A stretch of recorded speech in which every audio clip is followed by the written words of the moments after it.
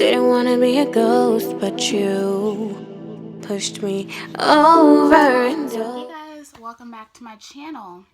So if you guys have watched any of my last couple of vlogs, which I'll link, probably be like up here, you know that tomorrow I have my first surgery. I'm doing a laparoscopic surgery, and my doctors are going to go in, they're going to take tons of pictures, see exactly the extent of the damage that I have.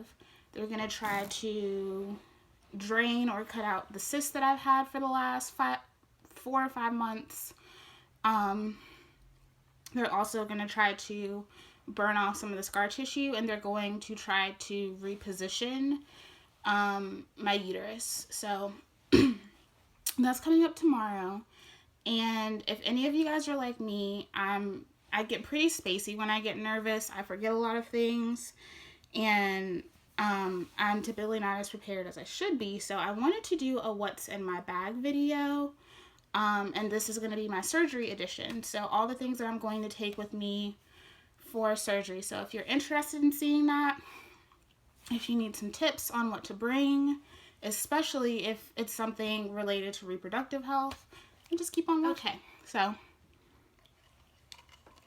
gotta stay hydrated because I can't drink anything after midnight. So I'm drinking as much water as I can. So I'm taking this bag with me. It's a little big, but I figured that this is big enough to hold all the things that I'm going to bring and like snacks for my family, books or whatever they plan on bringing. So, because the surgery is probably going to be about 2 hours, and I don't know how long I'm going to be in recovery. This is an outpatient surgery, so I should be leaving the hospital tomorrow sometime, probably like late afternoon. But just on the off chance that that doesn't happen, something is extremely wrong, and they need to do some emergency things, I wanted to be as prepared as possible. So let me go ahead and get into it. Of course, I'm going to bring underwear. Even though this is outpatient, of course, this is involving my reproductive system. I actually just got off of my period, so even though they don't expect there to be any major bleeding, anytime I have someone go in there and mess with stuff, I start bleeding. So I want to make sure that I have an extra pair of underwear, just in case. In addition to that, I brought a gallon-sized bag, which this is something that I keep not just for this, but I also keep it in my purse. In the event that I do bleed through anything, I can put it in here. It's closed up and safe. I don't have to worry about getting blood on my bag or on any of my things. So these are always really good to have on the off chance that something else happens. So, because I'm just going to be real and raw with y'all here. I could have bleeding. I don't know what's going to happen. Let's say if I have scar tissue that is stuck to my bowels, I don't know how that will affect me if they have to go mess with that. So always have something so that you can keep your dirty things locked away and you don't have to worry about them touching anything else. Also bringing a change of clothes, and they're pretty much PJs. I'm bringing these pajama pants. They're nice and soft, but they're also loose, because for the laparoscopy, they're going to be making at least 2 to 3 different incisions in my belly, and it will be somewhere around the area that your pants would typically stop. So I want to make sure that I have something loose so I don't have anything pulling and tugging on those incisions that they make. So that's really important. If you're having some type of laparoscopy done, you want to make sure that you have something loose around your waist. And then, of course, just a t-shirt. This is one of the most loose t-shirts that I have. I want to make sure that I'm as comfortable as possible. I also have a towel with me in case I need to clean myself up, or let's say I start bleeding and I'm not expecting it and I'm in the car or something. I can just go ahead and put this down. It's pretty beat up, so I'm not going to be sad if it gets ruined or anything. So I can just put this down, on the car seat. I don't have to worry about anything getting messed up. So I think it's a really great idea to try to keep some type of towel with you. I also, and I might bring this too, I have bed pads that I use sometimes. A lot of people ask me how I keep my linens and things so clean when I have such heavy periods. And I will be putting this in my series that I'm going to be starting soon. But I do have those, and those soak up a lot. So I might bring one of those as well. I don't think I'll need it. I'm just going to keep this on the safe side. But, you know, I might bring one of those just in case my bleeding gets really bad, because this past period that I had was awful. It was extremely heavy. It was just really bad. So I need to be prepared because my body's a little out of whack. I don't know what's going to happen. So I have pads. These are my favorite pads to use. They're the Always Infinity, I think. No, the Radiant. They're the Always Radiant pads. These are scented. I prefer my sanitary products to be unscented, but I wasn't paying attention when I bought them, and I accidentally bought scented ones. So I think that's neither here nor there. Some scented sanitary pads do cause women to have infections, so just be mindful of that. I suggest that you get something that is unscented. I have these Summer's Eve cleansing cloths. I really like to keep these around in case I do have bleeding, or just anywhere, like if I just need to wipe myself down, I take these. Now, like I mentioned with the pads, these are fragranced, and even though these are marketed to be used on and around the vagina, I don't get all up in there with these. I like to do just basic perimeter cleansing because you never know, things like these can give you an infection. So be careful with these. I don't suggest getting all up in there and doing any of that. So only use these for perimeter cleansing. That's just forewarning. I also use these underarms, you know, anywhere that, like, if I'm sweaty or anything. If I'm running late somewhere and I don't have time to, like, really change and wipe myself down and all that, I'll just break these out. So these are really helpful. To me, they are essential, especially if you have heavy periods, because you can clean up in a jiff. They are individually wrapped, so you don't have to worry about taking around a big tub of stuff. So I love these. Highly suggest them. Also going to bring some things for my hair. I have a satin scarf, and I also have a bonnet. I don't know which one I will want to use. It depends on my comfort level and how long that I'm in there. Of course, when I go tomorrow, my hair is not going to be out like this. I'm actually, after I film this video, I'm going to jump in the shower, co-wash, and put my hair into goddess twists so that I don't have to worry about all of this being all over my face and all that, because they'll probably put like a surgical cap on me anyway, I'm assuming. So I will not have my hair out, but it is good to have things like this. Either one, to protect your hair, because you don't know what material the pillows and things like that are going to be, and I don't want my hair to get snagged and broken, because I will be laying down for a very long period of time. Also going to bring my Garnier, can you see that? I'm using like the natural light in my room, so if you can't, sorry. Let's see if I can get it closer. Yeah, so I'm using the Garnier micellar water, and I also have some cotton pads with me. I'm just going to use this because I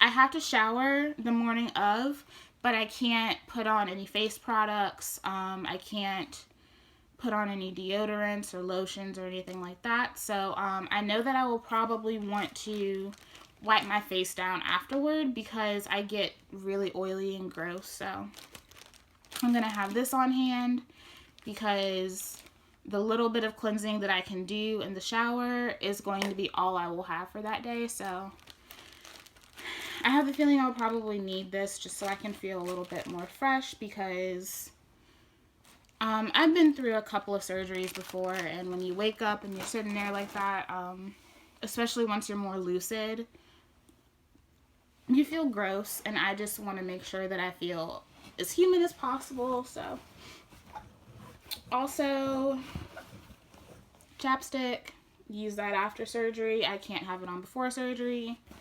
Also want to make sure that you have any identification that you need, so I have my wallet with me. In here, I have my ID. I have my insurance card. Make sure it's up to date. You want to make sure you have your most up-to-date insurance card. I also have any contacts I need in here. Of course, my family will be there, but just on the off chance that something happens, let's say something happens with my little brother at school, then and someone needs to leave, I'll make sure that I have contact information in there. I also have my little list of instructions for the doctor. These are all the things that I can't take. It has the number for the center that I'm going to, everything that I need to know for that. And then on the back of this, I just have the very small list of medications that I'm taking.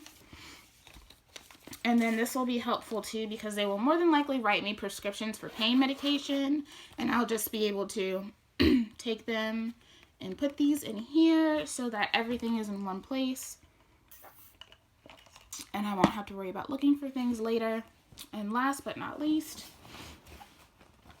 I just have some healing and protective stones that one of my best friends gave me. They're really into, you know, energy and things like that, and I am as well. So these are the stones that they gave me for protection and healing, and I just wanted to keep those with me because I want to have as much positive energy with me as possible. I'm also wearing a necklace that they gave me with protective stones in it as well. So that is everything that I'm taking with me to surgery. Also, some things that you want to keep in mind for pretty much any surgery you have, but especially if you are going down the lines of something that I am doing. You won't be able to have any pain medication, with the exception of Tylenol, for the entire week prior to your surgery.